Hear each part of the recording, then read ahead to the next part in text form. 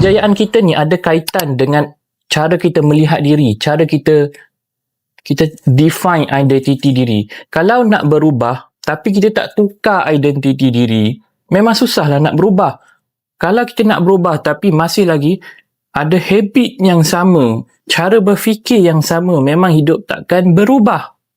So sudah-sudahlah ada habit lama, ada identiti diri yang lama, ada sikap yang lama. Perkara pertama yang korang kena ada adalah cara berubah fikiran tu. Ubah cara kau melihat diri sendiri.